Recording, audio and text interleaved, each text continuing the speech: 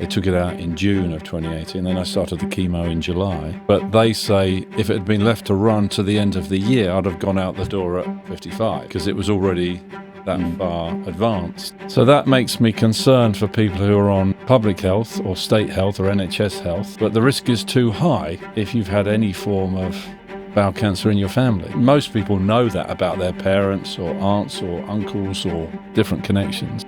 They always say your 50s is the shooting alley, that something is going to get you. It might be your heart, it might be your lungs, it might be your bowels, but something is going to get you in your 50s. So at the very least, start your life insurance if you can't afford it at 26, put it in place at 49, because the odds are against you to get through your 50s. Hello and welcome to the Thrive Against Cancer podcast, where we give a voice to the cancer community. My name is Toby Freeman, founder and CEO of the Bowel Cancer Trust, cancer advocate and your host.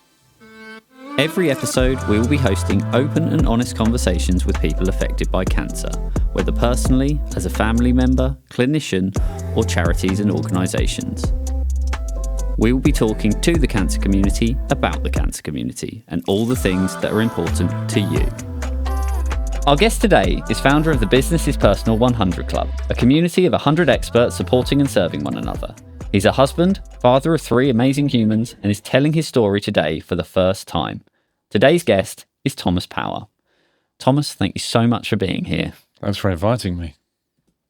Well, it's an absolute privilege to be telling your story for the first time and being in this room with you. So I'm going to pass the floor straight over to you and just begin at the beginning.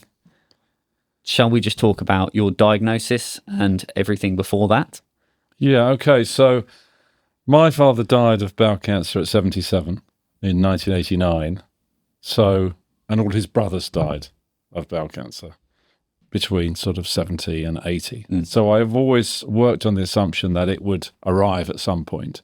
So it wasn't a surprise when it actually did arrive, but it was a shock when it did arrive, if you know what I mean. Absolutely. Can we dive into that? Sorry, because that is a really powerful preface to, or a framing, I imagine, for your entire life. Because bowel cancer has defined a lot of your life in that way that you've lost a lot of people. How did you just go through life with that on your shoulder or knowing that that could come up? You just know it's coming. I mean, it's one of those things that you're always alert to. I'm kind of a hyper-vigilant person in my work, in my life. You know, with my Cub Scouts, my Air Cadets, my RAF cadets, I'm very vigilant, hardworking, alert person. So it's another thing, another label. I have to be alert to the fact that bowel cancer would come one day.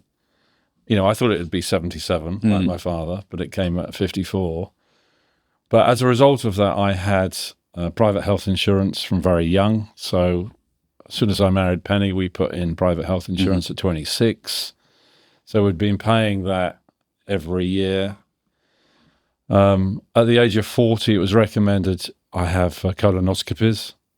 So I started having colonoscopies at 40, and I had them every year till 54. So I'd had 13, and they found it on the 14th. So one of the things that concerns me about NHS bowel checks or colonoscopy checks looking for symptoms or alert to shadows, if you like, is they typically say NHS every 5-year checks. Well, based on my experience of having it every year, that's too long. Yes. And to all those men out there, and obviously the wives of those men or the partners of those men, I think that period is too long, and they should at the very least have them every year. And on private health, it is a couple of £1,000s to have a colonoscopy, so it's not cheap, but it is £2,000 that could save your life, because I'd only had a colonoscopy the year before at 53, and I was at stage 3 cancer at 54. That's alarming, isn't it? So when you receive that information, you think, oh, You couldn't be waiting 5 years, could you? You couldn't be waiting 5 years, and you say to the two surgeons, Sukhpal and Mark, who took care of me, like a team. If that had run, if they found it in the March of 2018, they took it out in June of 2018. Then I started the chemo in July. But they say if it had been left to run to the end of the year, I'd have gone out the door at 55 because it was already that far advanced. So that makes me concerned for people who are on public health or state health or NHS health. Not that I'm anti any of that at all, but the risk is too high if you've had any form of bowel cancer in your family. And most people know that about their parents or aunts or uncles or different connections, that you do need to be getting checked. And that's not limited, obviously, to bowel cancer. That might be PSA on your prostate. When you go over 50, you've got to be alert to that. I've had a lot of friends die from prostate cancer in their 50s.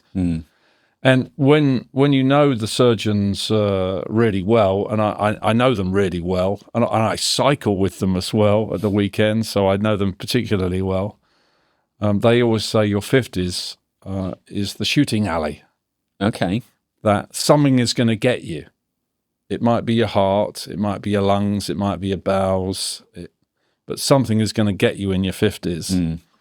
So at the very least, start your life insurance if you can't afford it at 26, put it in place at 49, because the odds are against you to get through your 50s.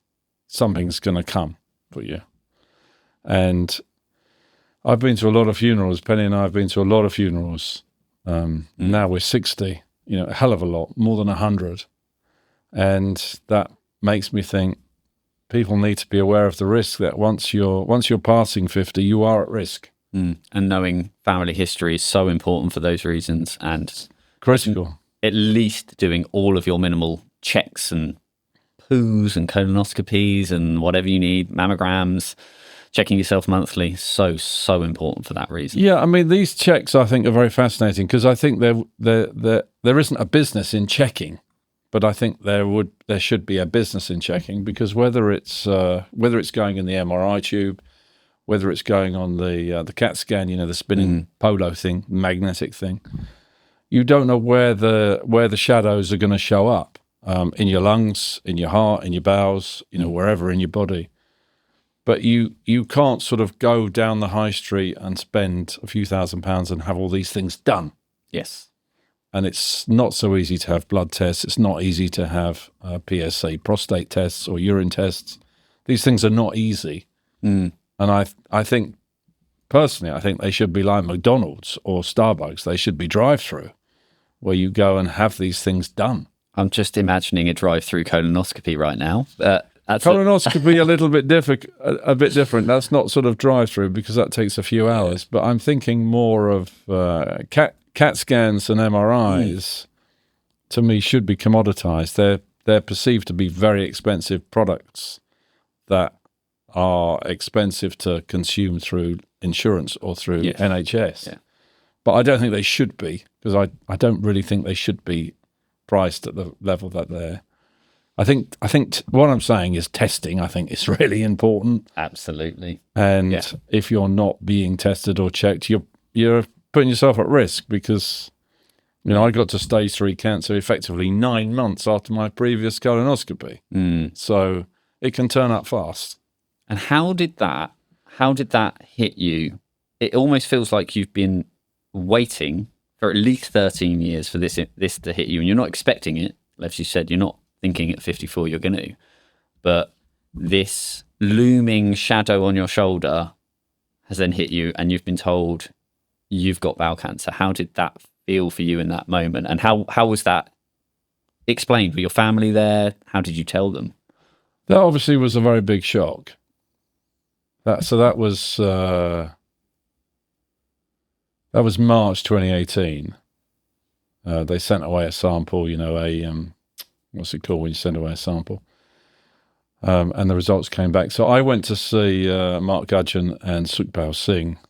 So one guy is the colonoscopy guy, and one guy is the taker outer guy. They're both surgeons, but different bits of expertise.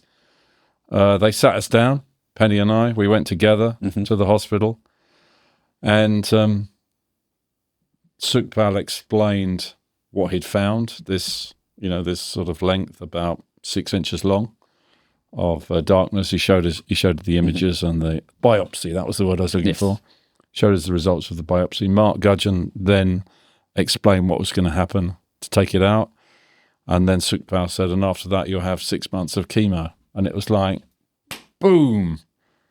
It was like being hit by a big truck, And I was watching Penny receive the information, and she was visibly, floored. You could almost feel the shock hitting her, because at that point, the risk for her was that I was going out the door. Yes. But of course, without all this event, we wouldn't have BIP. We wouldn't have the book. We wouldn't have Business is Personal. Yes. So we have a saying at home that bad is good. So when bad stuff happens, good stuff is following it. And unfortunately, with that model, obviously, when good stuff is happening, bad is following it. The eternal cycle. The eternal cycle. So without that diagnosis, and I think Mark and Sukhpal handled it very professionally, very thoroughly. The whole process was brilliant. But I was on private health, so you're paying for the service. Of course. It is very expensive. The invoices that they sent to the healthcare company were massive. Almost half of the premium I'd paid in the previous 30 years. Yes. Yeah. So, mega bucks. But I'm here. You are here, absolutely. And if we hadn't received that news, would Penny have written that book? Would she have created that mastermind program? Would she have launched BIP? Would Hannah and TJ have got involved? And shall we explore that in a little bit, because it'd be interesting. Bad is good. Bad certainly is good. In this, but I feel very positive about the cancer and the chemo, because whilst they're both brutal, and I'm not trying to paint a rosy picture that they're nice and good fun, because they're terrible. But without it, I wouldn't have given up alcohol. It took what will make you stop drinking, TP? Oh, hadn't tried a dose of cancer and chemo? Do you want to try that for the rest of the year? And so, I needed to stop drinking. And so I see that as very positive, because my body feels so much cleaner now than it did back in 2018.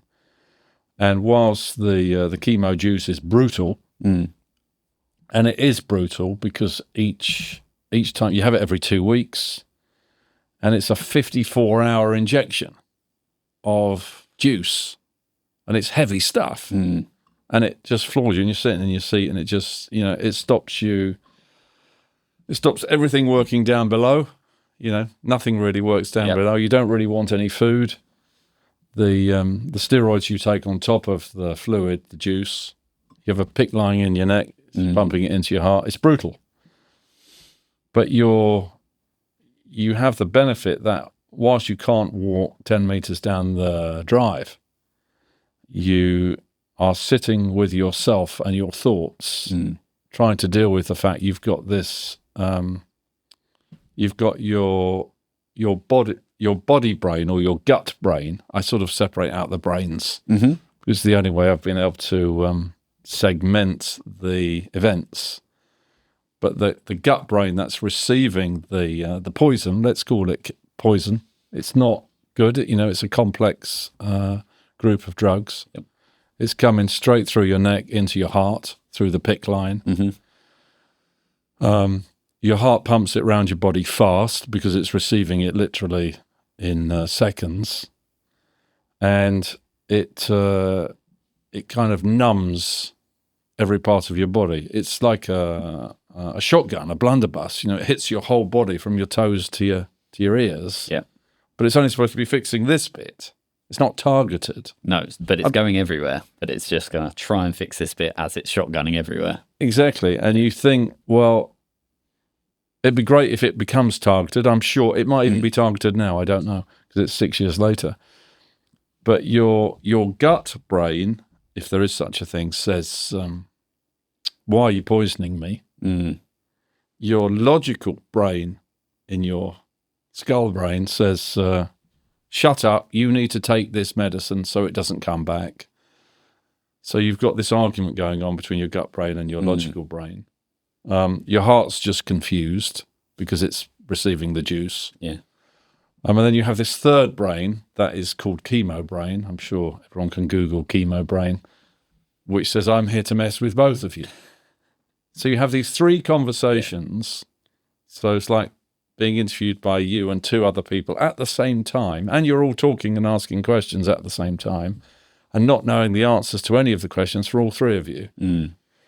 But this conversation is going on, and you don't have any energy, and you can't walk 10 meters down the drive, and you can't read a book, you can't read the newspaper, you can't watch the television, you can't read my favorite Twitter or X. You're sort of numb, dull, and still for 6 months. And it's a very weird time. But it's also got lots of benefits because it's basically a giant meditation as you go through your horror of the situation you've put yourself in the sense that I think it came early because I drank too much. And certainly that's what the surgeon, Dr. Esapan, thought. So I brought it on 23 years earlier than my father. And they were all, I come from a drinking, smoking family, so I haven't really got a great track record of mentors. Yes. In terms of, and it's very easy to beat ourselves up in hindsight, isn't it? Yeah, it is. Yeah, you're right. It is. And so you're processing these thoughts whilst your body doesn't work, and your mind, all these questions, the chemo brain, your logical brain, your gut brain are talking to you, but you can't really do anything about them. You've just got commentary without any action. It's interesting because you said meditative. Yes. That sounds absolutely chaotic and exhausting. How did you find the meditative part of that, navigating all those conversations, I imagine, the confusing chemo brain with the probably existential crisis that you're going through with the physical crisis you're going through? How did you come to a meditative state of that, or how did you come out of that? It's a great question, Toby. It's very hard to answer. It's a really good question because I haven't really thought about it before until you've talked to me about it today, because I never talked about this before. I've never put this on social media. It's not in my Twitter feed or my LinkedIn feed, and I didn't want to post it back then because I thought it would create too much information for me to process with all the messages and feedback, and I wouldn't have the energy to use the computer. I've got a great wife, Penny, as you know. Absolutely. And she came to every treatment, so that helped a lot for processing it. Each of my kids came to one of the treatments, so that helped in terms of. But I think it was the answer to your question. I think it's a forced meditation caused by the stress of your body knowing it can't do anything, but unsure whether it's dying or not, because you don't get that information till the end. Yes. So you have these treatments every 2 weeks where they pump in this juice for 50 hours, and you sit in a very comfortable chair, but it's not. Who wants to sit in a chair for 50 hours? It reduces you to a very dull state, but you know you're not dead. You can't process a book or a newspaper. You can't use a smartphone. So you're just left with your thoughts. And for most people, who run around the park with their earpods in, that's a horror show for a lot of people, it's a horror show to be left with your thoughts. I didn't actually dislike that too much. I quite liked being with myself.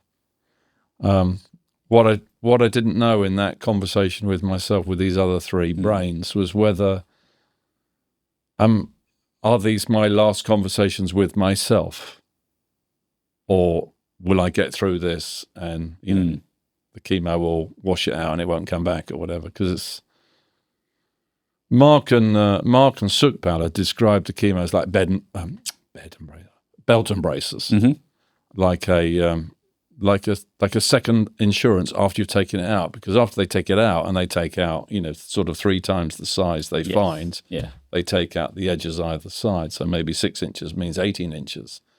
Cut, reseal. They don't know whether they leave any bits, of course, or whether any cells have escaped and gone elsewhere.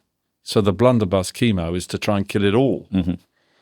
But it leaves you with, you have bits. I have bits of chemo down here in my gut. I've had some in my back, in my ankles. It leaves what they call nodules, sort of lumps of hard chemo that are left in your body. They're all over your body, half a dozen different places. Which I'd never heard of before. Are these just in your lymphatic system? Yeah, they're just under your skin. I don't know where they are. I mean, I know where they physically are. I've had a couple on my back that I've had removed. But they're sort of the size of your fingernail. And they're just build-ups, and they're sort of remnants, trapped dirt, like a dirty plug. But I found a peace in the meditation of the battle with the chemo, which I know seems a bit weird, but you're on 24/7 chemo for 6 months, and you're with yourself. You see your family is working. They're doing their thing. They can't talk to you 24/7 for 6 months. They talk to you when it's meal times or something. You don't want to use a computer or a phone. You don't want to watch telly. It's too fast on the mind because it's the flashing lights, and it's too much stress on the eyes to consume it. So you can't read a newspaper, so you're basically left with yourself, and you're into this deep conversation with yourself for 6 months. And what did you, in those conversations, what did you discover about yourself? That's a lot of time to sit with your own thoughts. And there's pre-Thomas and there's post-Thomas. What was was there a profound understanding of who you are or what you wanted after? Yes to that question. You spend a lot of time analysing your life up until the point where you're diagnosed. So, the sort of previous 54 years. The whats and whys. The choices that you make. Was that the right choice? Was it the wrong? Did I do the right thing then? Did I take the right job then? Did I do the right thing with that person? You analyse all the relationships you've had with people, all the conversations you've had with people, good and bad, the wrong things you've said, the right things you've said. We all know the mistakes we've made in communication. And I was kind of analysing every year from about, my memory goes back to age 4. So I was kind of doing 4 and then 5 and then 6 and then 7 and then 8. And then I'd try and go back. My mother taught me, my mother wrote the history of her life before she died, 700 pages. Wow. 100 pages a year, which Mindy published, Amazing. Called Love Never Gives Up. And the way she tracked her memory back was to use the smells from the rooms. Right? So your smell memory is a really reliable memory. So you can go back to a bakery 30 years ago, switch on that smell in your nose, and then the memories will come back. Yeah. Smells like mother's cooking. That's the old analogy, right? You're back in the... So I used a lot of the smell memory technique, various different techniques. I have got a particularly good memory with names, faces, events, dates. I am quite an obsessive memory person. And And I basically went back through analysing all the years, for a few months, year by year, day by day, and started to write a few notes about that. And then I thought about, well, if you do come through it, what will you do then? Yeah. And of course, I didn't really I had my non-executive board positions, I had my speaking, I had various different training events, but I didn't have anything like BIP. And I always missed the academy because so much of my identity was stored in that organisation. And it was kind of very refreshing when but I didn't know that was there, but I thought I would like to go back to that community building, networking life. If I was given the choice that I got through this, it was clear it wasn't coming back. Little did I know that was already in Penny's mind, but she didn't tell me any of that because obviously we were focused on let's get through this and then we'll decide when we get through that. So I don't know whether I'm answering your question or not. And I think it's framing where we'll go in a bit, which is what's happened after. But I think it's really interesting hearing you talk about that mental guidance or meditation that you've gone through, because we talk to a lot of other survivors and we hear about it's important to have some focus or something to, even if it's a little bit day by day, having some sort of routine or practical thing to do just to get you through the monotony of chemo. And actually, it sounds like you've done that in your own head. You spent the analysis has given you something to focus on in those endless hours rather than just being things happening to you. You're actually taking some control in that, in a mental capacity of analysing, going through, and then focusing on what can I do afterwards if I get to that point, which I think is a really powerful process to go through, whether you registered that at the time or not. I don't know whether I did. I still don't know whether I can even process that now. But the analysis was the focus. You are right about that. I didn't really know what I was looking for because you don't know whether you're going to survive. And the chemo is so horrible. It's very hard to communicate how horrible it is until you've had it pumped into you.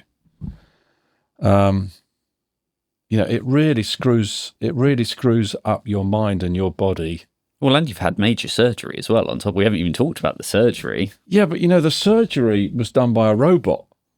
And it was done so well and so efficiently that I was able to go on holiday after it because I thought, that is incredible, isn't it? That might be my last holiday because Mark and Sukmiller said, well, if you should be all right for sort of 4 to 6 weeks after the operation, you might want to go on a little trip, is what they said.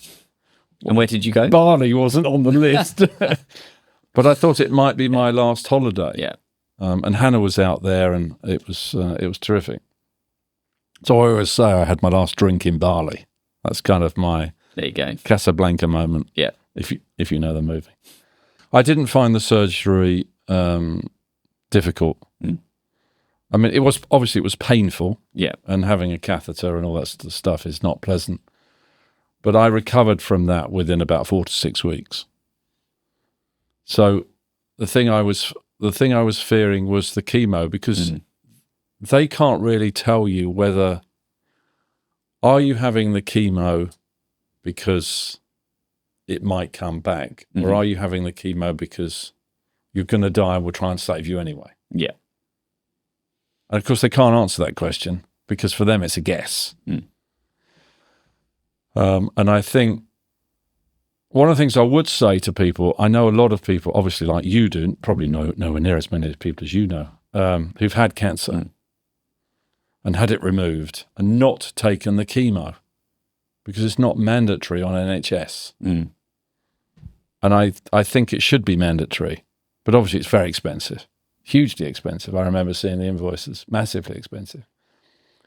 If you don't have the chemo after you've had the breast cancer or the bowel cancer or wherever it's been removed from your body, then you're increasing your risk of it returning, which is high risk if you're in the NHS system, in the state system. And I'm not trying to run that down at all, but it's extremely high risk to not have chemo. So you were offered to not have chemo, but you chose to have. Is that correct? So they said, we've taken everything out. What they said was that Mark and Sukbal said, we recommend you have chemo. Yeah. And you think, well, these guys have been doing it for 30 years.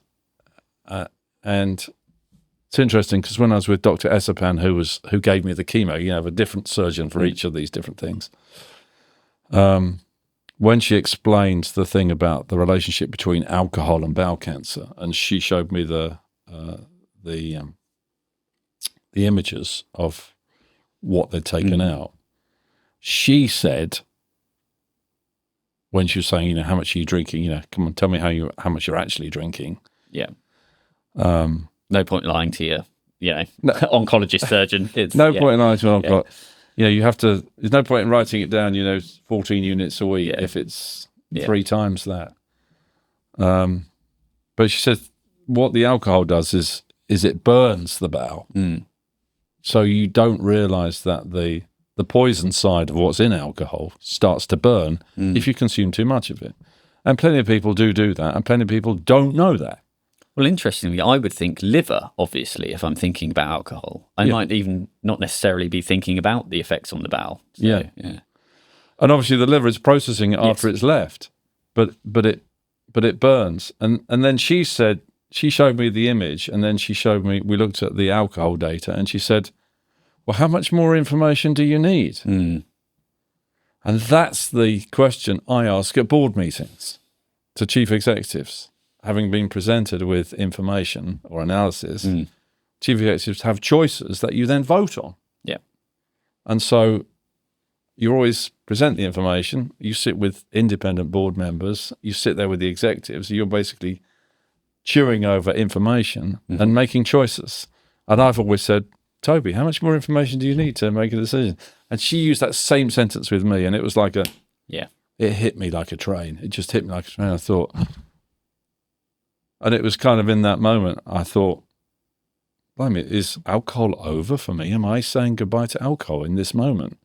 And I did in that moment, but it didn't, I couldn't drink any because of the chemo being so bad. I mean, you're not able to consume alcohol when you're having chemo. But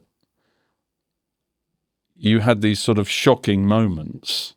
But the point I was saying about the belt and braces that you have with Mark and Sukpal had said, we recommend you have it. That's good enough. If someone's been doing a job for 30 years, I don't need any more information than that. Dr. Esapan reaffirmed it. She did the alcohol thing. And so I had a lot of information. I had all the information I needed to make my choice. I made my choice. But I didn't realize when I was going into the chemo how bad it would be. And it's very hard to communicate how bad it is because it's not pain in the sense of, God, that's really sore. I've cut that, I've burnt that, I've broken that. It's like a psychological attack on your body. And you're thinking, what is this stuff I'm poisoning myself with? Because we're programmed to not take poison. Yes. It's DNA level. And so you feel like you're in a war with this drug.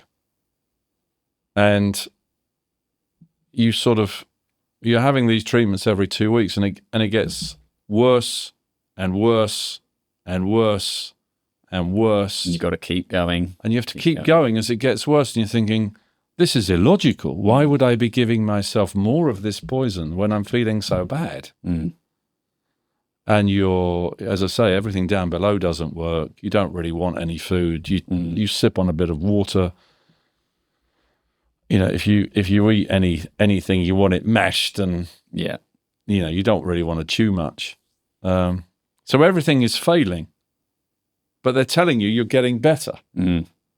So it's very counterintuitive. Very counterintuitive. You're right. Very counterintuitive. So you're in a muddle. And meanwhile, you've got these, your gut brain, your brain, your logical brain, your chemo brain, all arguing with you.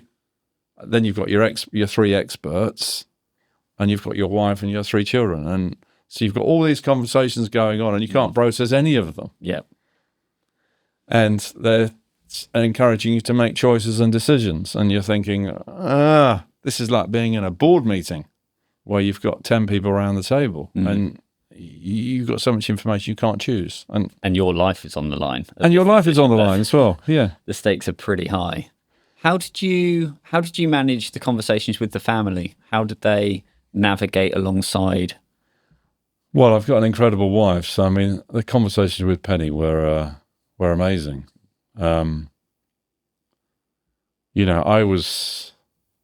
was thinking for her because she was at the risk of I might be going out the door, so that's hard. So that makes me take a big breath, and brings tears to my eyes. But she handled it well, and she threw herself into the book once it became obvious I was at risk. And I think in many ways, the business's personal book telling the story was survival. Because if I had gone, that book would have relaunched her career as a speaker and consultant, executive, whatever it might be.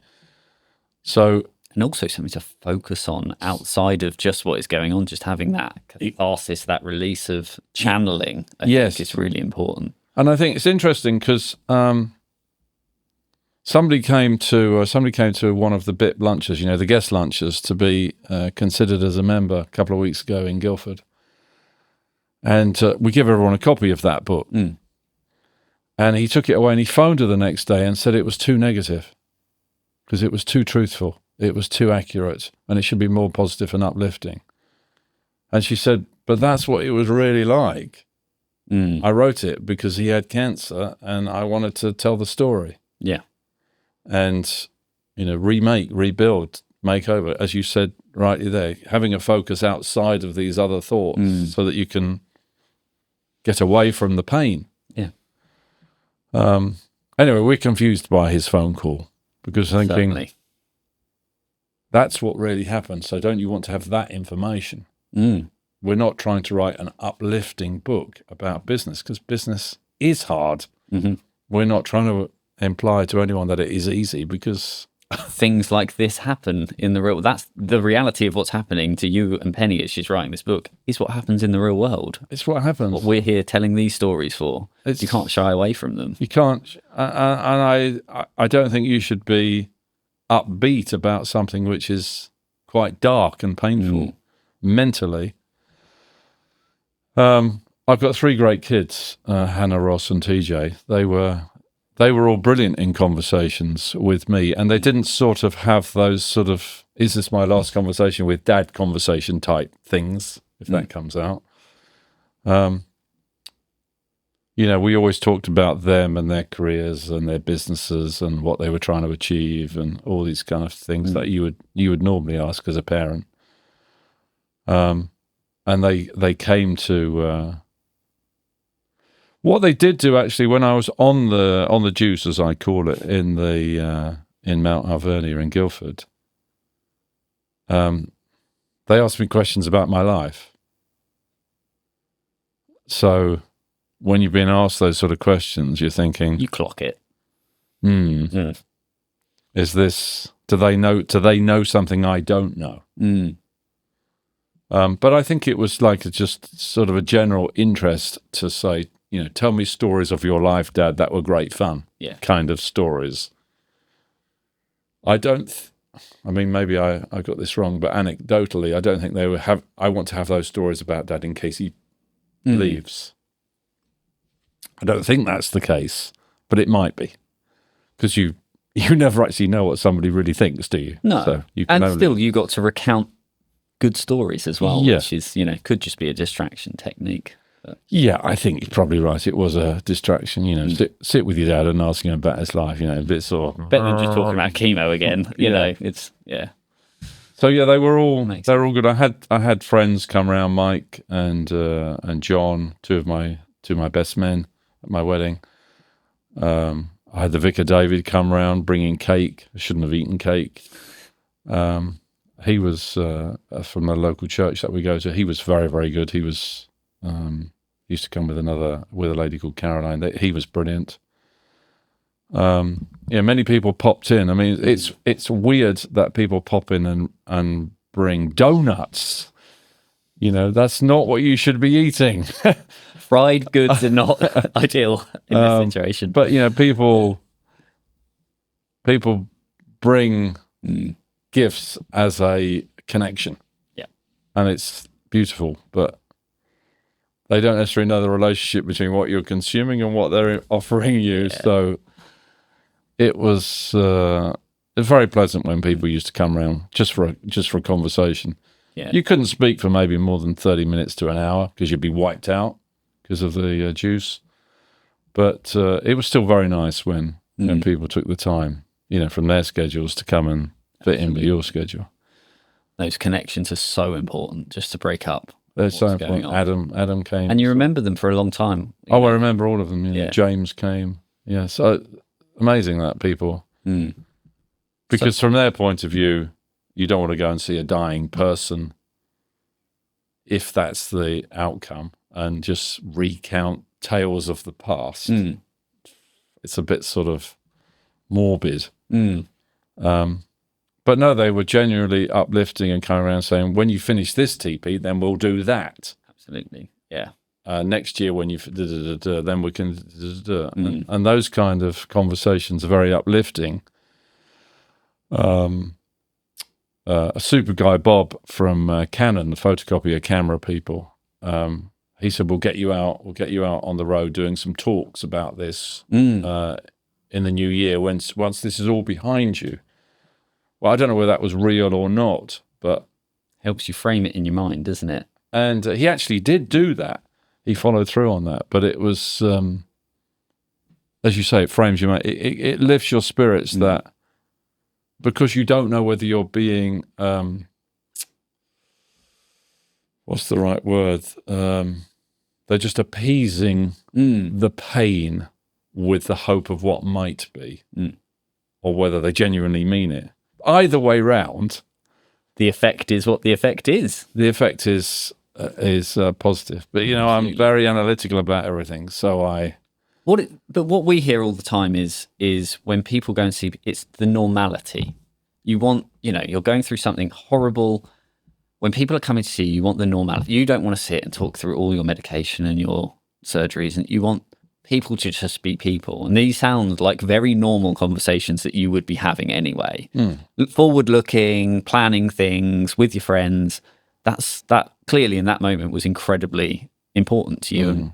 And, when you're sat in your confusing mind palace with all your brains talking, just having someone going, in a few months when all is good, we'll do X, Y, and Z. It's that thread of normality throughout all this chaos, which is so important. Confusing mind palace, very good. I think I stole Mind Palace from Sherlock, so... okay. Confusing mind palace. That's good.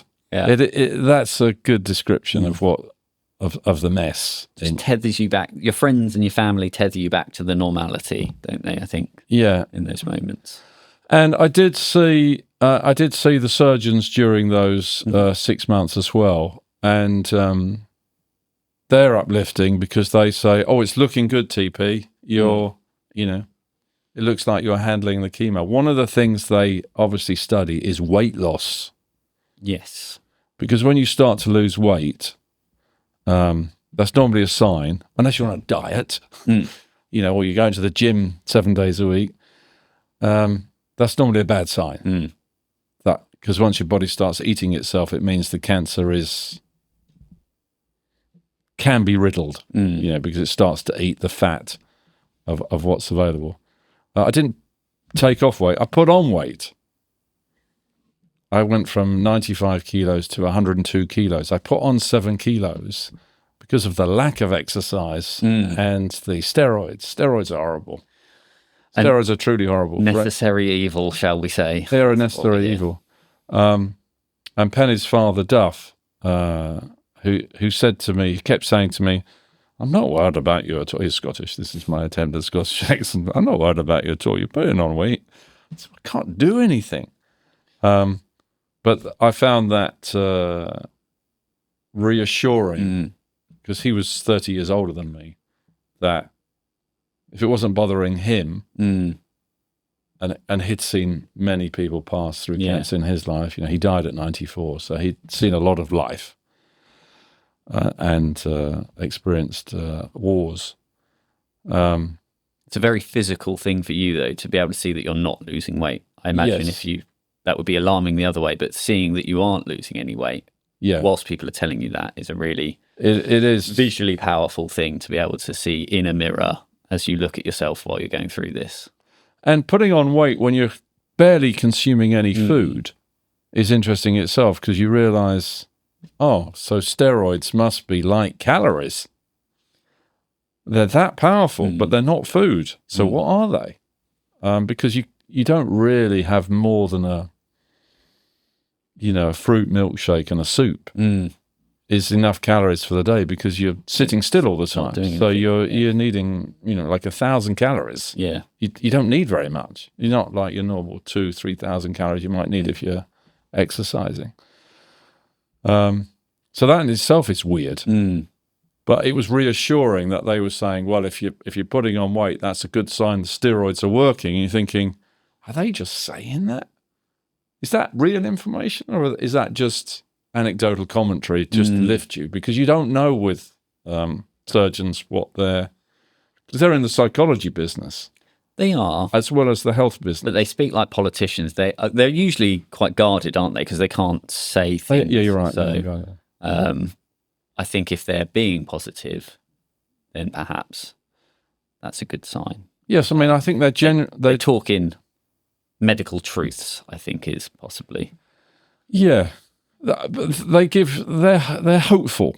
It must be much, because I cycle with a number of these guys at the weekend, it's much harder when they know someone's departing, because they've got to kind of say, well, you're working your way through it, Toby. But they can't show you hope that's not there if they know it's... I think once with cancer, once you're starting to lose weight, you're at risk. You're not necessarily finished, but there's a certain point when your body starts to eat itself that the cancer's got control and the chemo isn't winning. Because I've seen that in many different situations with others. You think, and of course people know that about cancer and chemo and weight. So it becomes one of those things that you analyze and debate. Yeah, I can imagine everything is an analysis and a debate internally as well. Yeah. Mad. So confusing mind palace. That's my phrase of the day. You can put that in your notes. So how did you were coming toward, you've gone through chemo 6 months. What happened after that? What's the process? So I remember it was at the end, it was the beginning of December. It was just before Christmas 2018. You go back into surgery to have the PICC line removed from your neck and your heart. So they make a little incision and pull that through. You're out for that, I hasten to add, because it's like literally like a hose pipe. It's like a hose pipe sticking out of your neck, and that's plugged into your heart. It's weird, with a little pump. I don't even know what that is, but so that comes out.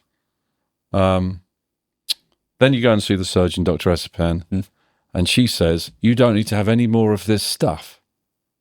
What did that feel like? Wow. I've got to have no more of this poison. And she said, well, the way it's looking, 102 kilos from 95, we think you're in good shape. We think you're all clear. Wow. And, you've done the CAT scan and you've done the CT and you've done the MRI and, you've been through all these tubes. And it's like it's like floating in cream or water, and it's like a wave of delight, and you're with Penny. And I imagine the antithesis of when you saw that shock hit her, you saw the elation. Yeah, you're right. It was that in reverse. That must have been a beautiful 180. Yeah, a beautiful 180. Magical moment. Very, very uplifting.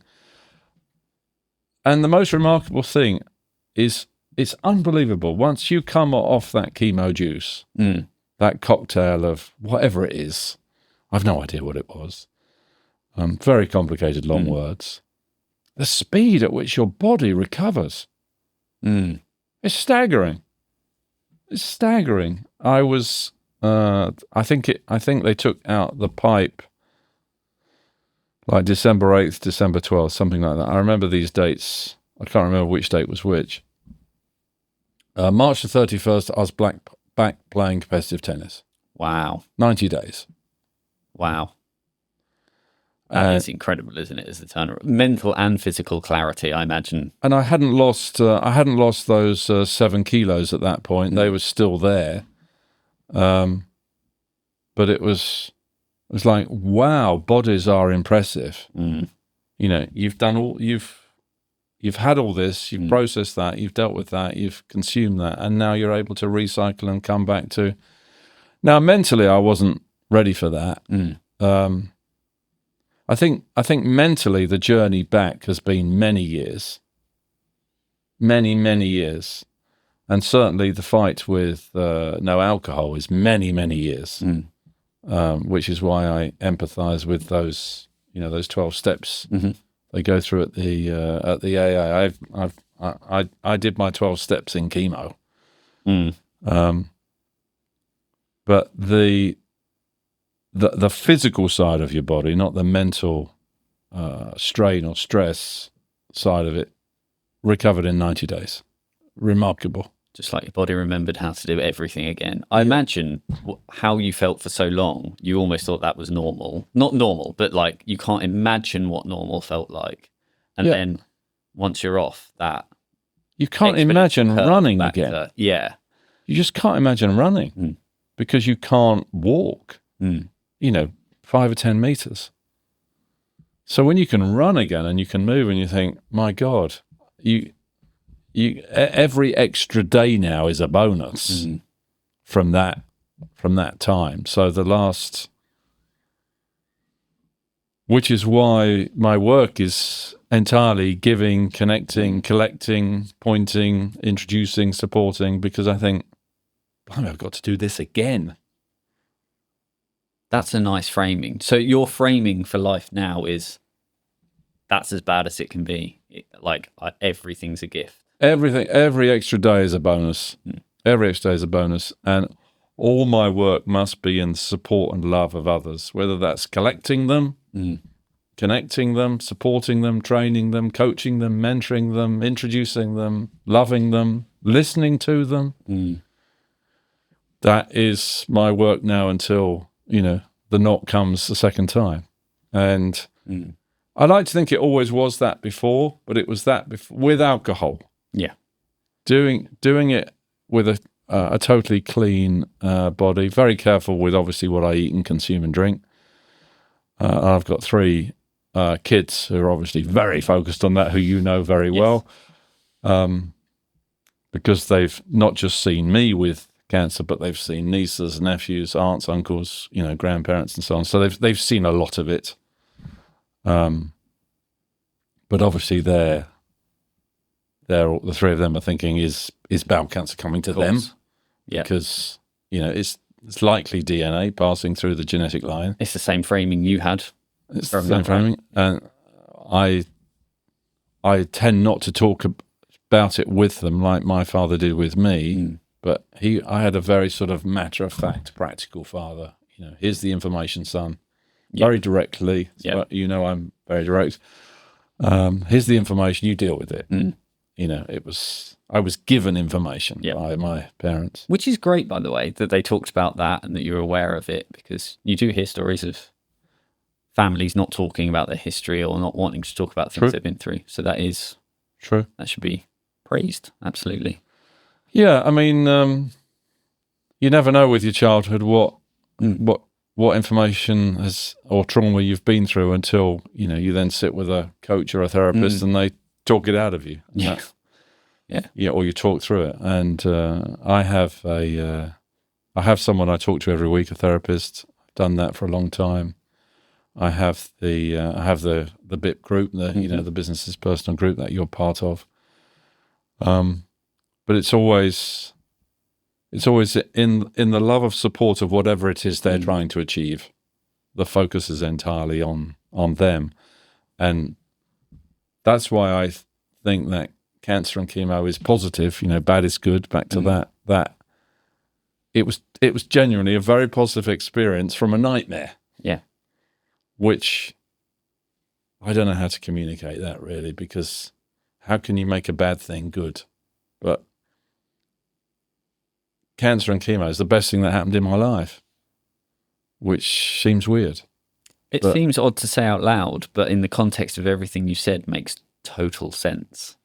It reshaped me, repacked me, rebuilt me, reframed me. It's, when you get a new laptop and you get a clean hard disk and you get to log in again and bring all your data, it was like a clean hard disk. And you get to reassemble.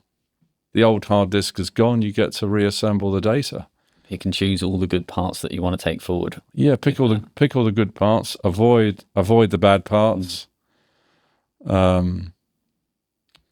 Literally try and avoid everything negative you can in your life. Work very hard on all the things that TJ recommends in his DOSE program. That your sleep and your food and your exercise and all the things that you're familiar with. Not rocket science, but I hadn't been doing it. So obviously I wasn't listening to my own children's advice. Yeah. And then I was. And then I would say the gradual mental healing, which is why I have different forms of weekly therapy, if you like, because I have BIP, which is my work, which is a community-based, peer-to-peer support, I would say, sort of something like that. That's how I think it's amazing. Peer-to-peer support, but it is very cathartic for me, and it is a therapy for me. It is a group therapy, being in it, part of it, supporting it, because I like to be a member of it, not just an administrator of it or an operator of it. I need the group as well as building the group. But also I have my cycling group on a Saturday morning, 20 or 30 people in the local community. Physical therapy, brilliant. We all go out on our electric bikes. Well, nearly everyone's on an electric bike now because I've converted them. Poor people that aren't. They're working like dogs to keep up. But that's a group therapy with let's say the more mature end of the market, sort of 50 to 80. So that's one form of therapy. Old men talking nonsense for a few hours with a coffee or a beer afterwards. I got my church on a Sunday for a couple of hours to pray, to meditate, to sing, to network. Spiritual therapy. So you're right, that's a physical therapy. I've got my spiritual therapy. And then I've got my sort of conversation therapy with Gaz that I have an hour every week to talk through all these things, trauma, life, the world. Yep. And so if you were to add all these therapy hours together, physical therapy, spiritual therapy, whatever you call talking therapy, BIP therapy, it might be 10, 15, 20 hours a week of a 168-hour week. So I see it as a very, very important part of my life and makeup and operating system going forward. Plus, I like to cycle every day. I like to walk every day. So, people say to me, when are you actually doing any work in here? Because you're just living. But I think maintaining the mind and the body is a full-time job. 100%. And it requires a lot of thought to keep all this, like software, like computers. We are a little bit like computers. We've sort of got a hardware bit and a software bit. Yeah, constant tweaking. Our computers and our phones are always needing sorting out with something. I think we're the same. We're maintaining these machines relentlessly, our phones and computers, and we have to do that for our bodies and our minds. And you have to find a path that suits the way you want to do it. But I would say I work really hard on it all the time. I work hard anyway, but I work very hard on my work, and I work very hard on my body work and my mind work and my spiritual work, because these are all the thoughts I had in that 6 months meditation of, if I am okay and I do survive, and how will I live then? Yes. To make sure that I maximize the time I have with those I'm supporting, whether that's the family or the bippers or whoever else it might be. So that's why I say it's a very positive time, because it had 6 months of planning. Absolutely. And it's 24/7 planning, because you can't sleep a lot. Your sleep's terrible with chemo. So you've got this endless thinking time. I mean, 168 hours a week of time, and maybe 75% of it thinking, thoughts. I mean, that would be, 100 hours a week for 6 months, 600 hours of thinking time. Most people would jump off a cliff given that. I'm going to give you 600 hours of thinking time on your own. Toby, off you go, and see how you get on with that. And then it's terrifying, isn't it? Oh, it is. But it absolutely is. It gave me a lot of framing around food, alcohol, exercise, spirituality, prayer, thought, family, work.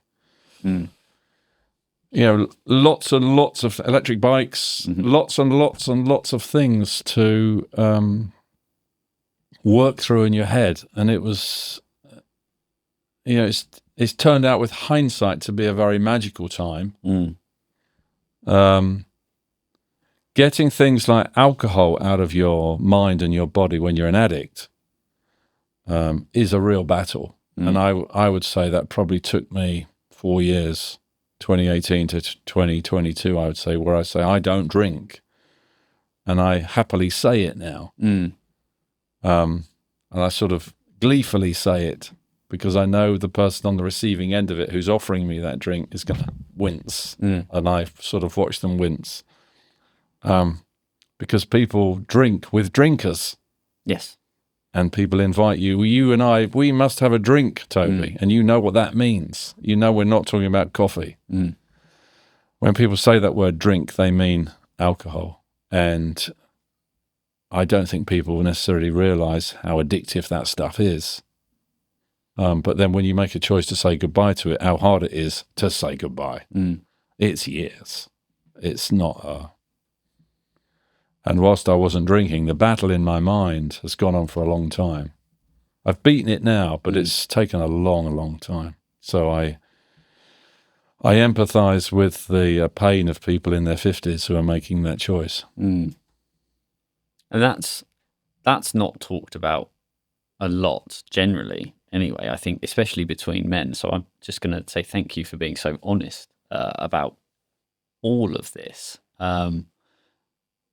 But it also touches on the mental load coming out of chemo, because how did you've finished, you've been through everything, you've had 600 plus hours to sit and contemplate, and you're coming out, and not only, I imagine, are you dealing with just readjusting, getting back to how, what is my new normal, for want of a better phrase. You're dealing with the dropping of alcohol.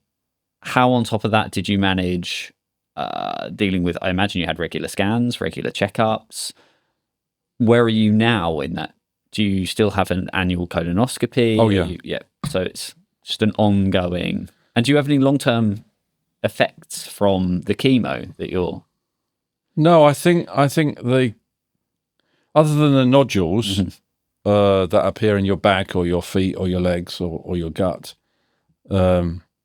which surgeons just say, well, I can remove them if they're annoying you, but it's a cosmetic choice, or it's a cosmetic choice. I do have the annual colonoscopy. I do have the annual CT.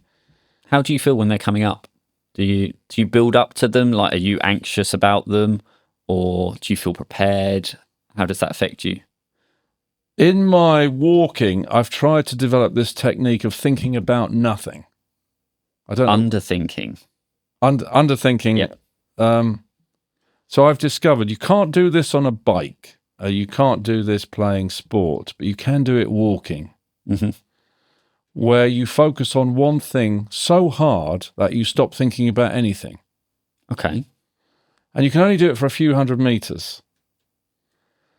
And so I've kind of developed it as a technique that I can teach people now, but it's very hard to teach people because you need to do it alone. Yes. Yeah. So I can make you think about something, thrive over and over and over again. I can walk with you, but you still got me there thinking, talking to you, thinking about that thing. So it's very hard to, but I can teach the technique of it. So if there's an event coming up like a colonoscopy or a scan or one of those, is it back or could it be back things, I take that thought out. I take it out for a walk. I take specifically that thought out for that walk on that route that I really know that I can walk without thinking route, like you can drive a car without thinking. And I think it to the point where it disappears. So I have these few hundred meters where I think of nothing. And then I look back at that part of the walk and go, oh, I did it. I thought of nothing. Amazing. Oh, and the thought's gone. Oh, so do I need to worry about it? So I've practiced that for the last 6 years, which I call my thinking of nothing technique, which seems completely bonkers, but I've worked hard on it because I've worked hard on everything. But it does work to deal with the shock of, oh God, it's another scan. Oh God, it's another colonoscopy. Oh, it's another biopsy, because you have to keep checking every year because you never know that it when it might return, if it returns. But I think because my body is hypersensitive and very clean, because I keep it clean in the sense of consumption, I think when there's something wrong. And I think humans generally know when there's something wrong with their body. I mean, obviously they know when they've got a cold or a bad chest or something's coming on or food poisoning. But I think the cleaner you make your body in terms of consumption, the more sensitive you are to anything, which is not necessarily a good thing, because you don't know whether cancer could come through air pollution, exhaust fumes, lighting, jets, Wi-Fi. You don't know what's electronics. We don't really know what's upsetting us, whether it's the food or the diet or the water or all these other things around us. And when you take things out of your diet, you're more sensitive to all of these things. But I've sort of applied everything I could read, learn, consume to. It's interesting. But I've kind of reached the conclusion that we're going to have completely bespoke medicine and diet for every human, because we're all slightly different. We're the same. We're all humans. Of course we are. But we always have, you have tall people, short people, big people. Genetic quirks. Everyone's a genetic quirk, aren't they? I think we're going to reach the point where you'll have a completely Toby diet and your children will have you'll have your exercise program, and it'll be on a ring or a monitor in your head or whatever, but everything will be completely bespoke to you. And the outside effects, whether it's electronics or waves or sound or pollution, we'll get a handle on all of that. I'm talking about the next generation, the next 30 years. And, AI is our source, I think, to finding that data to then create those solutions. Everything will be bespoke and personal to each individual. and you'll have your program for your children, and everything will be very very specific by person, and that blunderbuss approach to food and health will change to precise in the next generation. And so I follow a lot of those longevity people on Twitter, X. I'm not interested in longevity. I'm not interested in living forever. I want to live to 150 It's quality years. of life, isn't it? Is what you want. Good years. You want health years. Just want to be fit and pain-free, but not Mr. Universe. Just fit and pain-free, and realize how much of that freedom from pain is in the mind as well as the body. And so work as hard on the mind side as to do the body. Bodies need exercising every day. They do. They have to. But you're working on your mental health is as important. If you're going to walk your body every day for an hour, then you should work your mind every day for an hour. And I don't mean work it in the sense of work, complete tasks for your organization, whatever your job is. But you should, if you do any form of exercise, it's normally for the endorphins or the meditative effect of that. So we should work on that for the mind as well. And I think there's various techniques that are emerging now to help with that. And I'm testing all of those. I get sent all the new technology from Silicon Valley all the time, all the latest things that haven't been launched yet. I get sent all those things to try. I've got a lot of connections on Twitter, X, that keep me informed. But working very, very hard on the body and mind, and also because I want those things when they are broke through to go to all the BIPers as well. If there is a discovery or somebody makes a discovery, then let's get all that information in front of people so they can make a choice about that information or that insight, that knowledge. That matters a lot to me. So I'm kind of doing my own R&D on me to make sure when people hit 60, they've got all the data. I love that. And I love, just as we've gone through this whole conversation, I love the framing of bad is good, which sounds like such a simple sentence to say, but that's what makes it brilliant, because you haven't shied away. You haven't just focused on the good. What you've done here today in sharing your story is you've told very honestly and talked very openly about all the bad, and your acknowledgement of that bad and all the work you've put in and what you've shared and the valuable takeaways and the tips and tricks and whatever you want to call them, your R&D that you've done has created a good for you, which has spread to good for other people and created that purpose for you coming out. And I think that's hugely, hugely admirable. And I just want to thank you and just say yet again how honoured I am that you shared your story here today for the first time. So I'm incredibly grateful for that. So thank you. What we do every episode, if you don't mind, is ask guests 5 questions. Oh, sure. So these are quick fire, Oh, the quick fire questions. This is a podcast thing, isn't it? This is a podcast thing. We're not the first. We won't be the last, but they are unique to us, these questions. Oh, I see. So, okay. Right. Okay. What advice would you give to someone who's worried they might have cancer? Right. Okay. So, what advice? Who think they might have it but haven't been diagnosed? Is that right? Yeah. Okay, so obviously, if they think they might have it, they need to get checked. So obviously, the checking and testing is important. But I would say another thing to do would be to sit down and make a list, if they're able to make a list, of all the things that are really important in their life in one column, and all the things in their life that they want to either remove or try and avoid in another column. So they've got some context around their life now. One of the one of the things the world suffers from now is comparisonitis. I'm not as tall as you. I'm not as rich as you. I'm not as sexy as you. I'm not. Thanks, Thomas. What was you?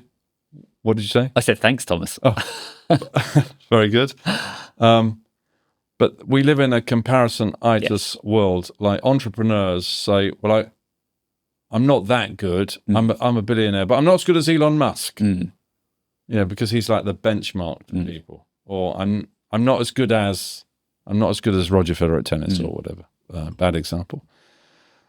I'm a great believer that you can't be better than you are, because if you could, you would be. So you are as good as you are in business, in life, as a parent, in your food, in your life. So celebrate however far you've got at that point, whenever you think you might have it, and write it all down and celebrate everything that you have achieved so far. So you've got the good, and then make a list of all the bad. That it might be the diagnosis and anything else that's bad, not just the cancer diagnosis, but anything else that's bad, and just look at those two lists. And if you've got a spare 600 hours, put them in the melting pot and decide which side you want more or less of. And then obviously then go into the testing process and the diagnosis and the healing and the drugs. But I think even what you're saying there is all that stuff you did in those 600 hours would just be a beautiful project for someone to do without all of the hard to go through. If you can shortchange the purview and framing you have for the world now without having to have gone through all of that, that'd be an amazing thing for everyone to be able to do anyway. But you need motive. You see, I had motive. Dude, that is... Were these my last 600 hours? I had motive. Because I thought, well, this might run out. That is an incredible purpose driver, isn't it? The computer might go off at Christmas. Because you don't know it. You don't know at any point whether it's... Or... Yeah. You don't know. So you got... So handing people 600, people will go, oh, nah, I'm not doing that. Life's too hard. But when you've got motive to investigate and analyze, you actually have no choice.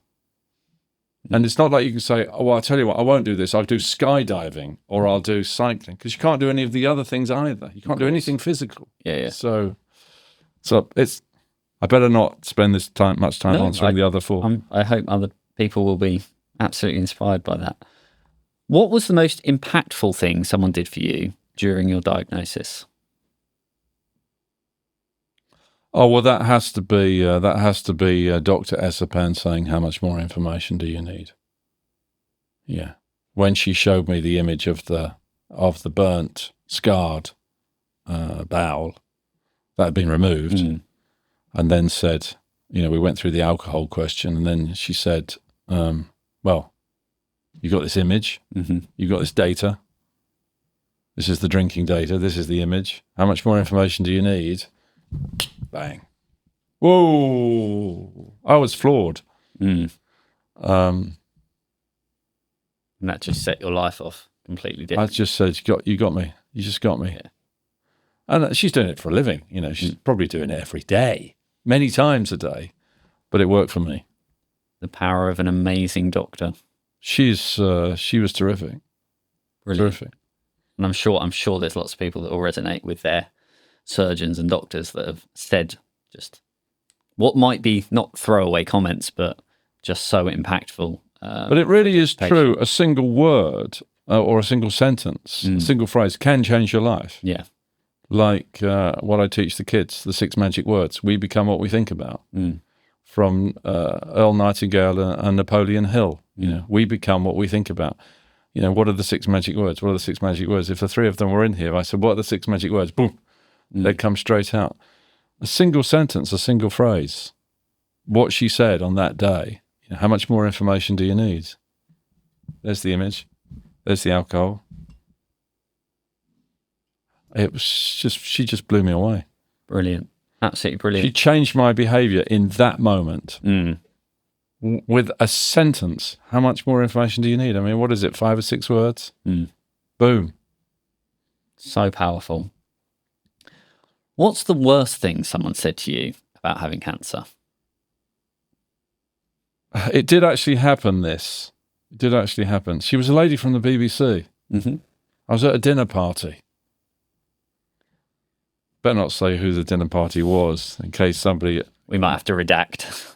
identify who that was. I was at a dinner party and I'd had my first dose of the juice of the chemo. And I'd come out to the dinner party because I wanted to do the I'm tough, I can handle it thing. Yeah. And she said, how many have you got to have? I said, I'm having it every 2 weeks. She said, oh, it's a nightmare when you get to the halfway point. And I said, why is that? She said, oh, you don't know whether you can handle the rest of it. And it was like, that's brutal. That is brutal.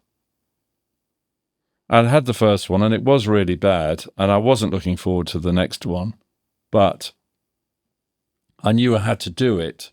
So she wasn't motivating me. No. In her defense, when I got to halfway, it was a real struggle to keep going because I thought, I'm so unwell from this stuff. Because you can make a call and say, it's time to stop. Yeah. You know, it's time to retire. And I was thinking, you know, what she had said at that dinner party a few months earlier was true. But you don't need that pinging around your head. But and she was in my head because when I went over the halfway stage and I had to go, I was thinking, for God's sake, I've got to do this stuff again. And it really is a stress having chemo because it's not just the 50 hours of loading the juice into your body. You think to yourself, why the hell am I doing this? Because you know what's going to happen during it and then after it. And it takes weeks for it to wash out. And then you do it again. Yeah. And it's just washing out and then you do it again. So it's like going back in it's like being punched and going back for 2 weeks later and saying, oh, can you hit me again right there? Yeah. You know, what she'd said was accurate. But at the time she said it was extremely painful because it was very demotivating because I'd had my first one and I thought, you know, I can handle this. Deeper, you can handle this. Yeah. And she brought me down. I hope that she doesn't ever listen to this podcast. You might get an apology email at some point. What advice would you give to someone recently diagnosed with cancer? Recently diagnosed, yeah. I would say build some kind of mind plan. I don't know how to label that. The battle is with your mind here with cancer. So the body bit you outsource to doctors, professionals, anaesthetists, chemists, pharmacists, scientists. You're outsourcing the body bit. The mental bit is the battle. So develop some kind of mind plan. I mean, there might even be a book on that. I don't know. I've never discovered anything like that. But you do need a mind plan of how you're going to structure your day and work into the battle, because it is a battle. It is like going into war, and you won't go to war without a plan. So you have to have a plan, and I'd happily help anybody who wanted help talking through what that might be on Zoom or something or WhatsApp. But it is going to be very tough on your mind, and therefore you have to you've got to put some detail and frame around how you're going to handle that. I would say in terms of the body, whatever part of your body needs fixing or cutting out or replacing or juicing with chemo, just assume that the professionals in the hospitals know how to do that, because that's their expertise. Absolutely. And you can trust them, and that's what they're paid to do, and they've got no ill intent. No. They're aiming for a positive outcome, and so their advice is reliable. So you don't have to worry about the body bit. Obviously, you've got to deal with the body bit, but you don't have to worry about that. It's almost like having a car. You don't fix your own car. You take it to a dealer, they fix it. So treat the body like the car, and outsource that. But you can't outsource your mind, and so work with your charitable trust. Decide how you work with organisations like yours. I mean, maybe that's something that you can offer as part of your Thrive program. I don't know, or any cancer charities. Maybe this is already in existence that I'm unfamiliar with. But I think these conversations help as well. Just hearing people talk about openly and honestly, people pick up on what you've talked about, and they pick, as we talked about, personalised care. People can pick the things that work for them. If that's having your mates over, if that's going for walks, if you can do that, if it is structuring your day better, it's those little nuggets. That's what we're trying to do with this podcast, is just drip nuggets of information, and hopefully they help one or two people along their journey. Yeah. And I think that's really important. That's good, and I think these podcasts will help. But a lot of people need a structure. They need a form. They need a piece of paper. They need a software. They need an app. You're probably looking at 600 hours of thinking time, where you're not really going to want to write a book or read a book or watch telly or, in my case, use Twitter. So you've got to have a plan for those 600 hours. It's like the 600 hours plan, and a lot of people don't know what to do. No, and I didn't know what to do either, but I treated it after a few days. I treated it as like this is something I've got to deal with now, right? Because this might be my last 600 hours, So it's have a plan. Is my advice. Is my specific answer to the question. Have a mind plan for how you're going to manage your time. I think that's good advice. And lastly, what's the biggest lesson you've learned from having cancer? It seems a terrible thing to say, but cancer is a good thing. Cancer can actually make you well again. It's a crazy thing to say, isn't it, on a podcast with a cancer charity, but I know a lot of people die with cancer.